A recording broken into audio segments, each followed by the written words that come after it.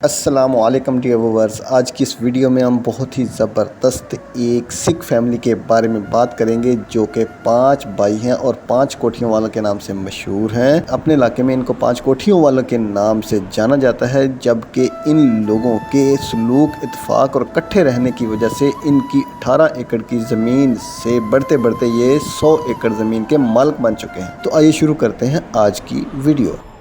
5 ਭਰਾ 100 ਏਕੜ ਜ਼ਮੀਨ, ਕਦੇ ਕਿਸੇ ਭਰਾ ਨੇ ਵੰਡ ਦੀ ਗੱਲ ਨਹੀਂ ਕੀਤੀ। 3 ਏਕੜ 'ਚ 5 ਭਰਾਵਾਂ ਨੇ ਪਾਈਆਂ 5 ਕੋਠੀਆਂ। ਪੂਰੇ ਜ਼ਿਲ੍ਹੇ ਵਿੱਚ ਵੱਜਦੇ ਨੇ 5 ਕੋਠੀਆਂ ਵਾਲੇ। ਮੇਰੇ ਫਾਦਰ ਸਾਹਿਬ ਡੀਐਮਸੀ ਰਹੇ ਨੇ, 2.5 ਸਾਲ ਹੋ ਗਏ ਨੇ ਮੇਰੇ ਫਾਦਰ ਸਾਹਿਬ, ਪਰ ਮੈਨੂੰ ਨਹੀਂ ਪਤਾ ਕਿ ਮੇਰੇ ਫਾਦਰ ਸਾਹਿਬ ਨੇ ਕਿੰਨੇ ਪੈਸੇ ਲਾਏ ਤੇ ਕਿੱਥੋਂ ਲਾਏ। ਡੈਥ ਹੋਣ ਤੋਂ 2 ਦਿਨ ਪਹਿਲਾਂ ਇਹ ਮੈਨੂੰ ਗੱਲ ਕਹੀ ਆ ਵੀ ਜਿਹੜਾ ਕੁਛ ਵੀ ਤੇਰਾ ਅੱਜ ਤੋਂ ਬਾਅਦ ਦੇ ਵਿੱਚ ਜੇ ਮੈਨੂੰ ਕੁਛ ਹੋ ਵੀ ਗਿਆ ਤੇ ਤੇਰੇ ਤਾਇਆ ਜੀ ਕੋਲੇ ਆ, ਜੋ ਵੀ ਕਵੇਗਾ ਜ਼ਿੰਦਗੀ ਦੇ ਵਿੱਚ ਜਿੰਨਾ ਟਾਈਮ ਹੁੰਦੀ ਜ਼ਿੰਦਗੀ ਹੈਗੀ, ਜੋ ਕਵੇਗਾ ਤੂੰ ਉਵੇਂ ਹੀ ਕਰਨਾ। ਉਹ ਬਸ ਤੈਨੂੰ ਦੇਵੇਗਾ, ਤੇਰਾ ਤਾਇਆ ਕਦੇ ਤੇਰੇ ਨਾਲ ਧੋਖਾ ਨਹੀਂ ਕਰ ਸਕਦਾ। ਵੀ ਬਹੁਤ ਜ਼ਿਆਦਾ ਇਹਨਾਂ ਦਾ ਸਾਥ ਕਰਕੇ ਅੱਜ ਮੈਂ ਉੱਡਿਆ ਫਿਰਦਾ। ਅੱਜ ਮੇਰੇ ਫਾਦਰ ਸਾਹਿਬ ਤਾਂ ਨਹੀਂ ਹੈਗੇ, ਪਰ ਮੈਨੂੰ ਕਦੀ ਵੀ ਕਮੀ ਨਹੀਂ ਮਹਿਸੂਸ ਹੋਏਗੀ ਮੇਰੇ ਫਾਦਰ ਸਾਹਿਬ ਦੀ। ਕਮੀ ਤਾਂ ਜੀ ਸਾਡਾ ਸਭ ਤੋਂ ਨਾ ਪੂਰਾ ਹੋਣ ਵਾਲਾ ਘਾਟਾ ਜੀ। ਦੂਜਾ ਜੀ, ਅਸੀਂ ਜਿਹੜੀ ਸਲਾਹ 2 ਨੇ ਭਰਾਵਾਂ ਨੇ ਕਰ ਲੈਣੀ ਜੀ, ਅੱਜ ਭਾਵੇਂ ਇਹ ਛੋਟੇ ਆ ਜੀ, ਜੋੜੀ ਸਾਡੀ ਸੀ ਤੋਂ ਦੀ ਭਰਾਵਾਂ ਦੀ ਜੋੜੀ ਉਹ ਵੱਖਰੀ ਸੀ। ਡਰਦੇ ਆ ਜੀ, ਡਟਣਾ ਵੀ ਪੈਂਦਾ ਹੈ ਜੀ। ਕਿਸੇ ਵੇਲੇ ਕੋਈ ਨੇਕੀ ਕਰੇ, ਕੋਈ ਜਾਂ ਕੋਈ ਦੱਸਦਾ ਹੈ ਵੀ ਇਹ ਗਲਤ ਕਰ ਰਹੇ ਨੇ, ਫਿਰ ਮੈਂ ਡਾਂਟਦਾ ਵੀ ਹਾਂ ਜੀ। ਗੁੱਸਾ ਤਾਂ ਨਹੀਂ ਕਰਦੇ? ਜੇ ਕਿਤੇ ਕਰ ਵੀ ਲੈਣਗੇ 5 ਮਿੰਟ, ਮੇਰਾ ਕੀ ਵਿਗਾੜਨਗੇ ਜੀ, ਜਦੋਂ ਜ਼ਿੰਮੇਵਾਰੀ ਮੈਨੂੰ ਦਿੱਤੀ ਹੋਈ ਹੈ ਜੀ। ਜੇ ਡਰ ਹੀ ਨਾ ਮੰਨਿਆ ਤਾਂ ਫਿਰ ਤਾਂ ਇੱਕ ਰਹਿ ਹੀ ਨਾ ਗਿਆ। ਜਦੋਂ ਗਰਮ ਹੁੰਦੇ ਉਦੋਂ ਨਹੀਂ ਅੱਗੇ ਬੋਲ? ਨਾ ਉਦੋਂ ਚੁੱਪ ਕਰਕੇ ਪਾਸੇ ਹੋ ਜੀਦਾ। ਪਿੰਡ ਦੇ ਨਾਲ ਬਾਰ-ਬਾਰ ਸੀ। ਸਾਡੇ ਬਜ਼ੁਰਗਾਂ ਦੀ ਸੋਚ ਸੀ ਵੀ ਮੇਰੇ ਹੁੰਦਿਆਂ ਤੁਹਾਡੇ ਪੰਜਾਂ ਤੇ ਵੀ ਪੂਰੇ ਆਪਦੇ ਮਕਾਨ ਬਣੇ ਹੋਣ। ਚਲੋ ਮਕਾਨ ਜ਼ਰੂਰ ਬਣਾਏ ਹੋਏ ਆ, ਬਾਉਂਡਰੀ ਵਾਲ ਸਾਰਾ ਇੱਕ ਆ ਜੀ, ਤੇ ਇੱਕੇ ਥਾਂ ਤੇ ਹੀ ਸਾਡਾ ਸਾਰਾ ਖਾਣਾ ਦਾਣਾ ਜੀ। ਇੱਕੇ ਥਾਂ ਤੋਂ ਅਸੀਂ ਕਣਕ ਕੱਢਣੀ, ਇੱਕੇ ਥਾਂ ਤੋਂ ਅਸੀਂ ਸਬਜ਼ੀ ਲੈਣੀ, ਇੱਕੇ ਥਾਂ ਤੋਂ ਹੀ ਸਾਡਾ ਸਿਸਟਮ ਚੱਲਦਾ। ਕਿੰਨੀ ਜਗ੍ਹਾ ਦੇ ਵਿੱਚ ਇਹ ਘਰ ਬਣ? 3 ਏਕੜ ਦੇ ਵਿੱਚ ਹੈ ਜੀ। ਸਾਰੀਆਂ ਜਿੰਨੀਆਂ ਵੀ ਕੋਠੀਆਂ ਬਣੀਆਂ ਇੱਥੇ ਪੰਜੋ ਦੀਆਂ, ਸਾਰਿਆਂ ਦਾ ਨਕਸ਼ਾ ਸੇਮ ਆ? ਹਾਂਜੀ, ਬਿਲਕੁਲ ਸੇਮ। ਕਹਿੰਦੇ ਪਿੰਡ 'ਚ ਵੀ 5 ਕੋਠੀਆਂ ਵਾਲੇ ਵੱਜਦੇ। ਦੂਰ ਤੱਕ ਜੀ ਫਿਰੋਜ਼ਪੁਰ ਜ਼ਿਲ੍ਹੇ 'ਚ ਵੀ 5 ਕੋਠੀਆਂ ਵਾਲੇ ਵੱਜਣ ਲੱਗ ਗਏ ਜੀ। ਜੇ ਕੋਈ ਰਾਈ ਬੰਦੀ ਵੀ ਹੁੰਦਾ ਪਿੰਡ ਆਣ ਕੇ ਖੜਦਾ, ਉਹ ਆਂਦਾ 5 ਕੋਠੀਆਂ ਵਾਲੇ ਕੋਲ ਖੜਾ। ਕਿ ਸਾਡੇ ਦੇ 5 ਭਰਾਵਾਂ ਦੇ ਵਿੱਚ ਨਸ਼ਾ ਹੀ ਨਹੀਂ ਹੈਗਾ ਜੀ, ਕਿਸੇ ਤਰ੍ਹਾਂ ਦਾ ਵੀ ਨਸ਼ਾ ਨਹੀਂ ਹੈਗਾ। ਉਸ ਤੋਂ ਉਪਰੰਤ ਸਾਡੇ ਜਿਹੜੇ ਬੱਚੇ ਨੇ ਬਿਲਕੁਲ ਹੀ ਗੁਰੂ ਨੂੰ ਮੰਨਣ ਵਾਲੇ ਨੇ, ਤੜਕੇ ਉੱਠ ਕੇ ਪਾਠ ਬਾਣੀ ਕਰਕੇ ਫਿਰ ਇਹਨਾਂ ਕੰਮਕਾਰ 'ਤੇ ਲੱਗਣਾ, ਅਤੇ ਨਸ਼ਾ ਕੋਈ ਵੀ ਨਹੀਂ ਕਰਦਾ, ਕਿਸੇ ਤਰ੍ਹਾਂ ਦਾ ਵੀ ਨਹੀਂ ਨਸ਼ਾ ਹੈਗਾ। ਸਾਰੇ ਪਰਿਵਾਰ ਦੇ ਵਿੱਚ ਹੀ ਵੈਸ਼ਨੂ ਪਰਿਵਾਰ। ਇਹ ਚੀਜ਼ ਦੱਸਣੀ ਹੈ ਕਿ ਅਸੀਂ ਖੇਤੀਬਾੜੀ ਕੀਤੀ ਆ, ਇਹੀ ਸਾਡਾ ਧੰਦਾ ਹੀ, ਅਸੀਂ ਮਿਹਨਤ ਕੀਤੀ ਆ ਅਤੇ ਇਹਦੇ ਵਿੱਚੋਂ ਹੀ ਸਾਡੀ ਰੋਟੀ ਬਣੀ ਆ, ਅਤੇ ਇਹ ਚੀਜ਼ ਹੀ ਸਾਨੂੰ ਸਿਖਰਾਂ 'ਤੇ ਲੈ ਕੇ ਗਈ ਹੈ ਜੀ। ਅਤੇ ਸਾਰਾ ਸ਼ਾਮ ਨੂੰ ਇਹਨਾਂ ਨੇ ਇਕੱਠਿਆਂ ਨੇ ਸੈਰ ਕਰਨੀ ਹੁੰਦੀ ਹੈ ਜੀ। ਇਹਨਾਂ ਦਾ ਨਾਲੇ ਦੁੱਖ ਸੁੱਖ ਹੋ ਜਾਂਦਾ, ਨਾਲੇ ਇਕੱਠੀਆਂ ਮੇਲ ਮਿਲਾਪ ਹੋ ਜਾਂਦਾ ਹੈ। ਅਤੇ ਸਾਡਾ ਤਾਂ ਜੀ ਭਰਾਵਾਂ ਦਾ ਅਤੇ ਇਹਨਾਂ ਛੋਟੇ ਬੱਚਿਆਂ ਦਾ ਤਾਂ ਇਹਦਾ ਰੋਜ਼ ਹੀ ਮੇਲ ਮਿਲਾਪ ਹੁੰਦਾ। ਕਦੀ ਖੇਤ 'ਚ ਹੋ ਗਿਆ, ਕਦੀ ਇੱਥੇ ਹੋ ਗਿਆ, ਕਦੀ ਉੱਥੇ ਹੋ ਗਿਆ। ਸਾਡਾ ਤਾਂ ਟਾਈਮ ਰੋਜ਼ ਇਕੱਠਿਆਂ ਇੱਕ ਵਾਰੀ ਹੋਣਾ ਹੀ ਹੋਣਾ ਜੀ। ਖੇਤੀ ਕਰਦੇ ਹੌਲੀ ਹੌਲੀ ਮਿਹਨਤ ਕਰੀ ਗਏ, ਫਿਰ ਹੌਲੀ ਹੌਲੀ ਜ਼ਮੀਨ ਖਰੀਦਣ ਵਾਲੇ ਦਾ ਨੂੰ ਕੁਛ ਬੰਜਰ ਜ਼ਮੀਨ ਲੈ ਲੈਣੀ ਜੀ, ਸਸਤੀ ਮਿਲ ਜਾਣੀ, ਉਹ ਲੈ ਲੈਣੀ, ਉਹਨੂੰ ਸਵਾਰ ਲੈਣਾ ਜੀ। ਫਿਰ ਉਹਨੂੰ ਵਾਹੀ ਜੋਗ ਕਰਕੇ ਉਹ ਕਿਸ਼ਤਾਂ ਬਣ ਜਾਂਦੀਆਂ ਸੀ ਜੀ। ਇਕੱਠਾ ਪਰਿਵਾਰ ਹੌਲੀ ਹੌਲੀ ਫਿਰ ਸਾਡੀ ਜਿਹੜੀ ਫੈਮਿਲੀ ਸੀ, ਮੇਥੋਂ ਛੋਟਾ ਸੀ, ਉਹ ਵੀ ਨਾਲ ਖੇਤੀ ਵਾਲੇ ਦਾ ਹੀ ਚੱਲ ਪਿਆ ਜੀ। ਸਾਰੇ ਫਿਰ ਖੇਤੀ ਵਾਲੇ ਛੋਟੇ 3 ਭਾਈ ਸੀ, ਉਹ ਪੜ੍ਹਨ ਦੇ ਵਿੱਚ ਸੀ, ਉਹ ਪੜ੍ਹਾਈ ਕਰਦੇ ਰਹੇ। ਪੜ੍ਹਾਈ ਕਰਦੇ ਫਿਰ ਉਹ 10ਵੀਂ ਦਾ ਸਾਡੇ ਪਿੰਡ ਸਕੂਲ ਸੀ ਜੀ, 10ਵੀਂ ਤੱਕ ਹੀ ਉਹਨਾਂ ਪੜ੍ਹਾਈ ਕੀਤੀ ਹੈ ਜੀ। ਉਸ ਤੋਂ ਅੱਗੇ ਫਿਰ ਜ਼ਿਆਦਾ ਖੇਤੀ ਨਾਲ ਹੀ ਜੁੜ ਗਏ ਜੀ। ਖੇਤੀ ਦੇ ਵਿੱਚ ਹੀ ਜ਼ਿਆਦਾ ਸਾਡੇ ਬਜ਼ੁਰਗਾਂ ਦਾ ਇਹ ਸੀ, ਖੇਤੀ ਦੇ ਵਿੱਚ ਹੀ ਜ਼ਿਆਦਾ ਸੰਭਵ ਦਿਸਿਆ ਸਾਨੂੰ, ਅਤੇ ਅਸੀਂ ਉਸੇ ਲਾਈਨ ਵਿੱਚ ਹੀ ਜੁੜੇ ਰਹੇ। ਅੱਛਾ ਅੰਕਲ ਜੀ, ਕਿੰਨੇ ਕਿੱਲੇ ਸੀਗੇ ਜਦੋਂ ਜਿਹੜੇ ਜੱਦੀ ਤੁਹਾਨੂੰ ਮਿਲੇ ਸੀ? 18 ਕਿੱਲੇ ਸੀ ਜੀ।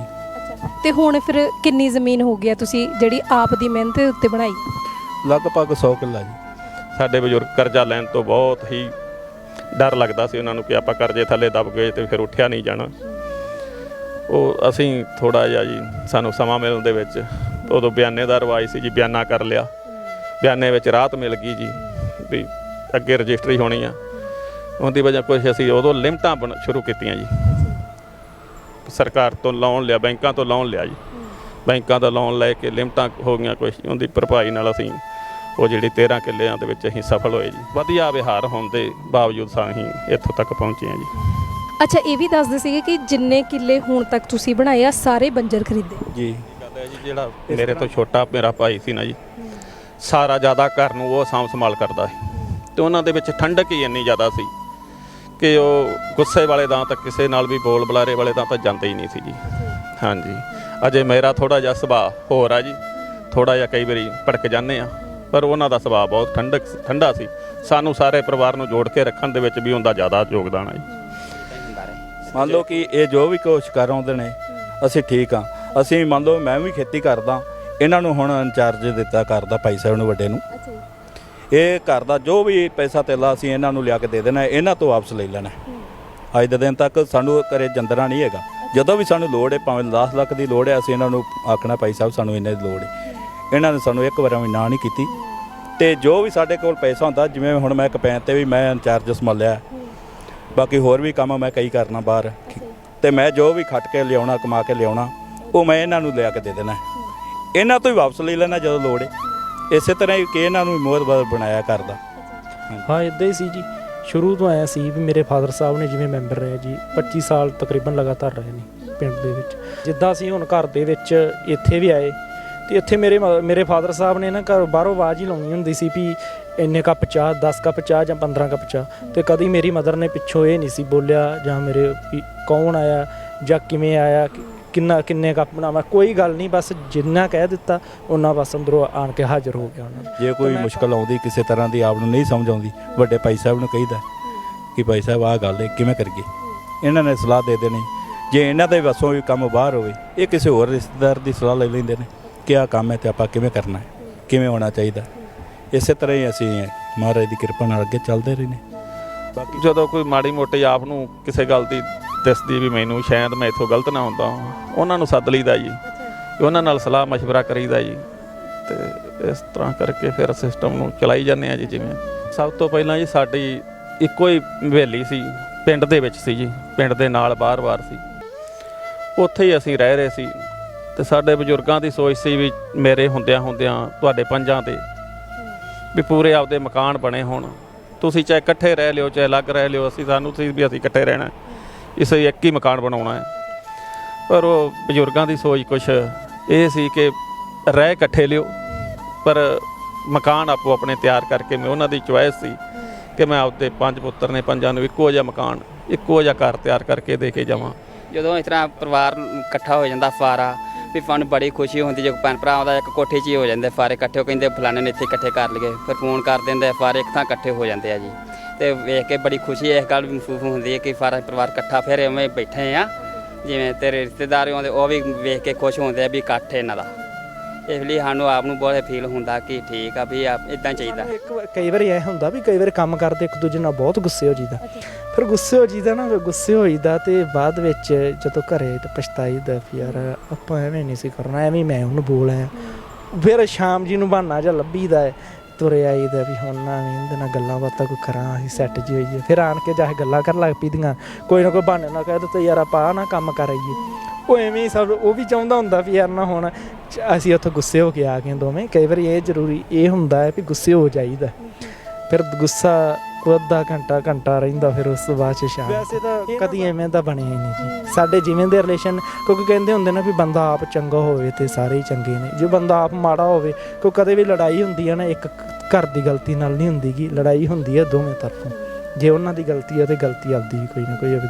ਤੇ ਐਵੇਂ ਤਾਂ ਕਦੀ ਮਾਹੌਲ ਬਣਿਆ ਹੀ ਨਹੀਂ ਗਾ ਸਾਡੇ, ਅਸੀਂ ਵੇਖਿਆ ਹੀ ਨਹੀਂ ਮਾਹੌਲ ਐਵੇਂ ਦਾ ਲੜਾਈਆਂ ਵਾਲਾ, ਤੇ ਨਾ ਹੀ ਕਦੀ ਲੜੇ ਆ ਜੀ।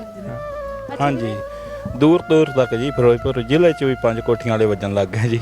ਹਾਂਜੀ, ਪਿੰਡ ਦੀ ਪਛਾਣ ਵੀ ਇੱਥੋਂ ਹੀ ਹੋ ਗਈ ਆ। ਹਾਂਜੀ ਜੀ, ਜੇ ਕੋਈ ਰਾਹੀ ਪਾਉਂਦੀ ਵੀ ਹੁੰਦਾ ਪਿੰਡ ਆਣ ਕੇ ਖੜਦਾ, ਉਹ ਆਂਦਾ 5 ਕੋਠੀਆਂ ਵਾਲੇ ਕੋਲ ਖੜਾ। ਹਾਂਜੀ, ਇਹ ਚੀਜ਼ ਤਾਂ ਪਹਿਲਾਂ ਹੀ ਦਿਮਾਗ 'ਚ ਰਹਿੰਦੀ ਹੈ ਕਿ ਪਹਿਲੀ ਕੋਠੀ ਤੋਂ ਲੱਗ ਪੈਣਾ, 5ਵੀਂ ਤਿੱਕਰ ਪੈਣੀ ਆ। ਇਹ ਵੀ ਨਹੀਂ ਪਤਾ ਵੀ ਉੱਥੋਂ ਲੈ ਕੇ ਉੱਥੇ ਤੱਕ ਕੁੱਟਦੇ ਹੀ ਲੈ ਕੇ। ਸਹੀ ਗੱਲ ਹੈ ਜੀ, ਇਸੇ ਕਰਕੇ ਪਹਿਲਾਂ ਹੀ ਉਹ ਕੰਮ ਤੋਂ ਦੂਰ ਰਹੀਦਾ ਜੀ। ये थी जी आज की वीडियो। इस तरह की और बहुत सारी इंफॉर्मेटिव, इंटरेस्टिंग और ज़बरदस्त वीडियोस देखने के लिए मेरा channel professor for you 786 ABCD को सब्सक्राइब करें, सर्च करें, फॉलो करें और मेरी वीडियोस को लाइक और शेयर करते रहें। अल्लाह हाफिज़।